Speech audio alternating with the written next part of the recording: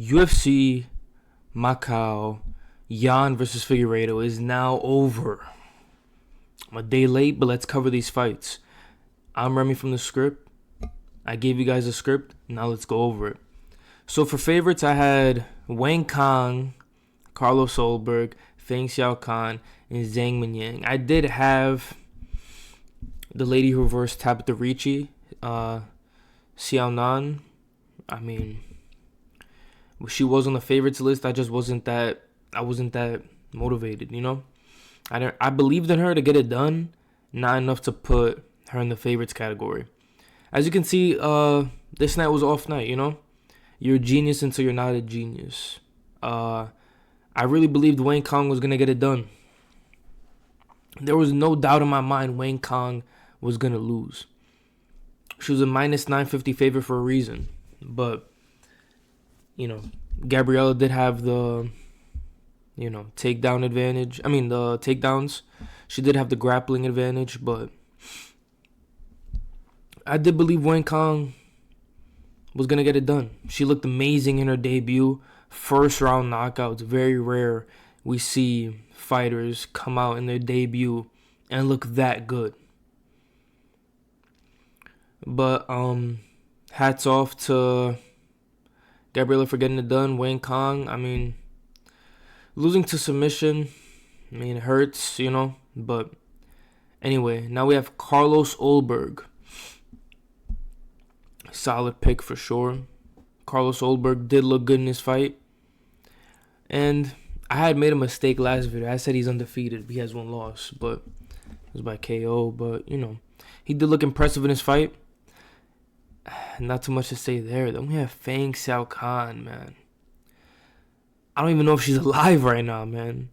Holy, like, she got fucking knocked out bad. She got knocked out bad. Like, is she alive? Is she alive right now? She was winning the first 2 rounds. Things happen. You know, you're up 2 rounds. She got head kick KO'd. And it is what it is. I still like the pick. I really believe Feng Xiaokan was going to get it done. I just, you know, things happen like that. It's just crazy, though. I mean, she had the height advantage. She had the reach advantage. It is what it is, though, you know. I mean, especially in a women's bout, like a head kick KO. Like, how often you see that, you know? It's crazy, man. Feng Xiaokan, I mean, it is what it is, you know? What can you do about it? Head kick KO, I really thought, like, she was dead. But she was talking to the umps, you know, the refs, whatever. It is what it is. Zhang Minyang. I mean, we knew this guy was going to win, right? I mean, this guy was a dog. 1 KO, fucking, he's literally a monster. He's a monster. Now we have Davis and Figueiredo. You guys are probably gonna give me hate for this.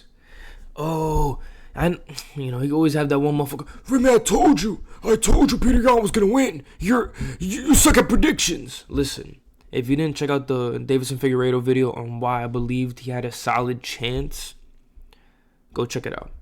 I did say if Peter Yan was going to win, it wasn't by finish.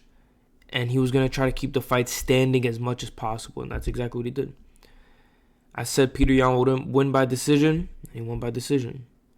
Davis and Figueiredo is a tough dude. Don't let this fight get like you and, oh, he's trash. Davis and Figueiredo is still, in my opinion, top 7 bantamweight.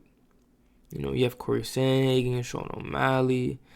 Davis and Figueiredo is top 7 bantamweights, man. Peter Yan should fight for the belt. Or maybe they do a Umar fight. Then Corey Sandhagen and Peter Yan again. I don't know. The problem with the bantamweight division is you have just so many people. And knowing them, like Peter Yan should fight for the belt, you know? This was a number 1 contender. Umar is up there. Umar, I believe, is number 2 in bantamweight, but I just don't believe you give Umar the title shot.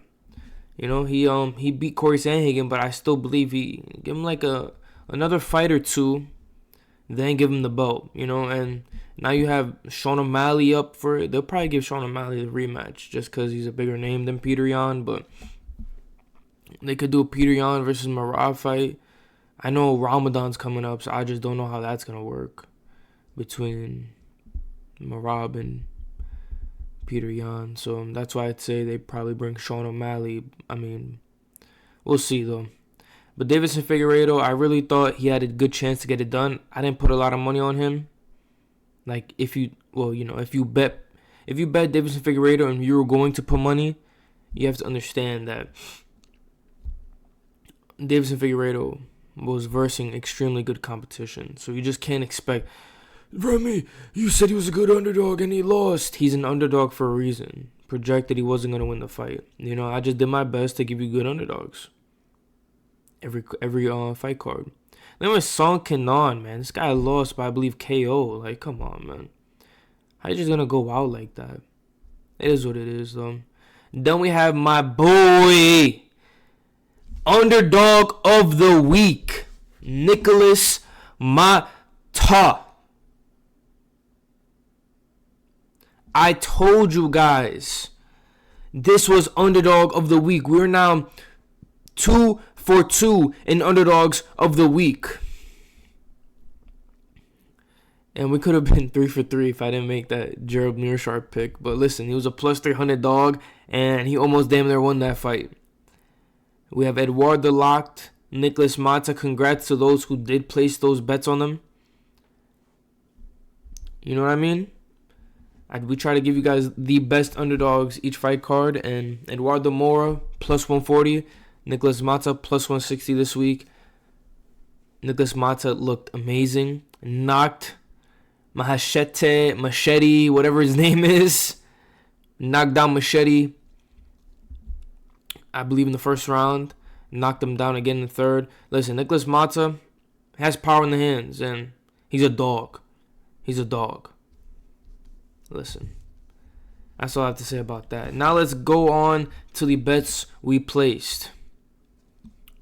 As you can see, my friend did a lot better than me in this.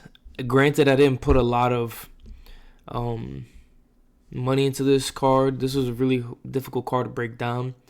And my friend almost hit on all of his bets except Wang Kang, which is crazy to me. He hit on the Zhang Min Yang TKO decision, but he didn't get the Wang Kang bet. It is what it is. So he had put Carlos Olberg. He hit on all three. He did really good. And now, it was a tough night for me.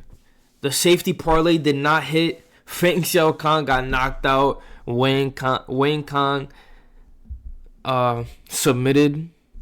I really believe that was a lock. Feng Xiaokan was looking good.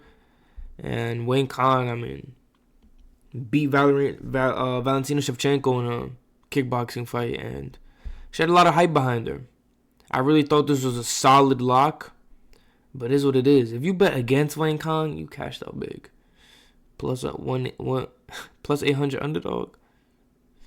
It's a lot. Then, Deiveson Figueiredo bet. But the real bag we put was on Nicholas Mata. So, if you guys were with us, Nicholas Mata was looking good. Hopefully you guys cashed out as well. But that is my recap of UFC Macau.